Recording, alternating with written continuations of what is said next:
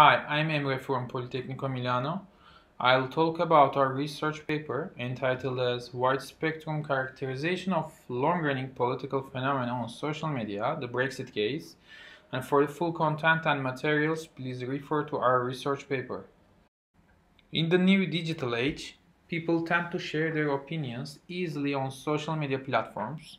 According to a recent survey, 66% of social media users have employed these platforms to post their thoughts about civic and political issues. Online social media users discuss about national elections, referendums, political agenda like immigration, education, and so on.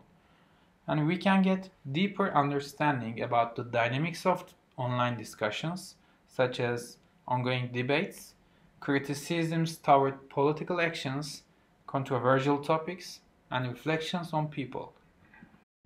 The political issue we investigate is United Kingdom's exit from the European Union, informally named Brexit.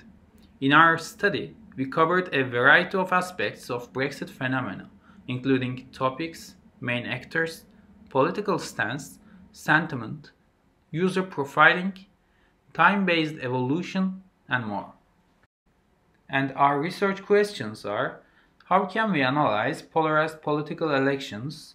How public mood is changed before and after? What is the influence of politicians and also automated bot accounts during the online debate? As the social media platform, our study is based on Twitter discussions for many reasons. It's the biggest platform where people share their opinions, and also the platform itself is useful in terms of doing content analysis, analyzing social network dynamics with the interactions among users through likes, retweets, hashtags, and mentions.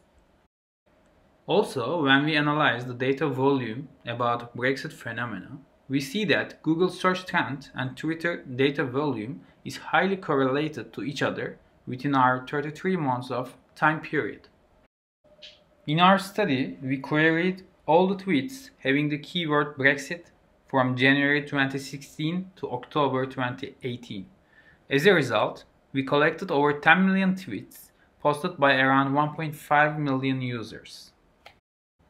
Now, I'll share some statistics about the collected data. Within our time period, 56% of users, which is equal to around 800,000 of users, tweeted only once. On the other hand, there are more than 200,000 of Twitter accounts posting regularly. The language of Brexit-related tweets are mostly English, 81% of it, and the tweets written in other European languages, French, Spanish, Italian, and German, are around 2 and 4%. When we analyze the geolocation of Brexit-related tweets, we see that there's an interest from all over the world, while not surprisingly most of them, around 45% of them, are posted from UK. In the demographic analysis part, we see that the gender distribution is very similar to Twitter population, since we know from a latest report of Statista the percentage of male users is 62 on Twitter. In our demographic analysis, covering 30% of users posted about Brexit, the percentage of male users is 6 points more than the average. And we uncover that young people are less likely interested in online Brexit debate. Our temporal analysis reflects the tension of the debate. There are several peaks in our analysis at the time when there was an important happening, such as the day of referendum, negotiations, the fail of first deal with European Union. We are mapping the temporal peaks with the corresponding events. Our study also shows that there is an increasing trend in the impact of tweets, where we measure the impact with the average number of favorites and retweets. As I stated in the first slides, people tend to express their political opinions on Twitter, which enables us to analyze their political stance about Brexit referendum. For the estimation of user stance, we first follow a practical approach, which is rule-based. Basically, it is based on the existence of polarized hashtags.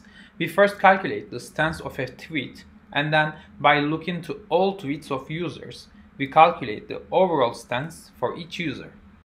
Based on this practical method, we see that before the referendum, there were more people supporting the Leave side. However, right after the referendum day, this trend turned into the opposite direction. The disadvantage of hashtag-based analysis is that we must filter out the large portions of tweets just because they don't contain polarized hashtags. For this reason, we developed a second method for stance classification, including the full text of tweets. We trained a machine learning classifier using a balanced human-annotated dataset. We had the best performance with support vector machine with a linear kernel. The cross-validation F1 score is 0.71. As a final step, we merged the outputs of rule-based and ML-based methods. This complementary approach led us to classify 4.6 million of tweets. The temporal plot shows that our result on the referendum day matches with the actual result, and we observe an increasing trend in the number of pro-Remain users within time. An interesting analysis about the referendum is to compare the posts before and after the day of referendum. In our analysis, we observe that the most significant stance drift is in pro-Leave side, where 62% of them changed their opinion towards pro-Remain side. Another analysis is to compare the impact of tweets that are posted from the both sides. Starting by the end of referendum, we observe that the tweets posted by pro-Remain side are getting more attention compared to pro-Leave side. From the beginning of October 2017 until the end of our analysis, we observe that the total impact of pro-Leave side tweets has become equal to the pro-Remain side. Another aspect of our study is to observe the Twitter accounts that are mentioned most.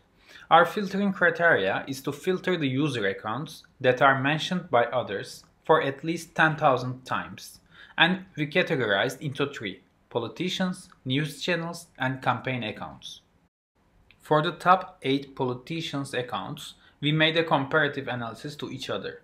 The temporal up and downs can be mapped to the real facts, such as handing over the PM position, the visit of Trump, and so on.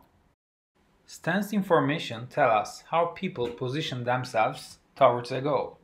On the other hand, sentiment analysis summarizes the emotion of people when they react to something. As shown in the table, having a negative or positive sentiment is not directly related to the political stance. By mapping the stance and sentiment with the politicians' accounts, we can get the insights such as most positively or negatively talked politicians, or the statements like pro-Remainers discuss more about Boris Johnson. A topic analysis over the whole corpus of Brexit-related tweets can give us what people talk about mostly. By doing so, we find many key topics such as economy, Scotland's referendum, later effects of referendum, trade, and more. Again, by mapping the stance and sentiment information with the topics, we observe that the topics related to the Parliament and Cabinet are widely discussed in a negative way. On the other hand, new referendum request, not surprisingly, comes from the pro-Remain side. A highly interesting subject is to find out the activities of political bot accounts. Based on our mapping of political stance and bot scores of Twitter users, we observe the tendency of being a bot account is higher in pro-Leave accounts. To sum up our study, we have done a comprehensive analysis for the long-running Brexit online debate, and we found some interesting insights. Our methods are configurable and accessible from our GitHub repository. Also, a more extended version of dataset is available at Harvard Dataverse. For the future study, we are planning to focus on the time evolution of topics, the social network behavior of users, and deepen the social science interpretation part.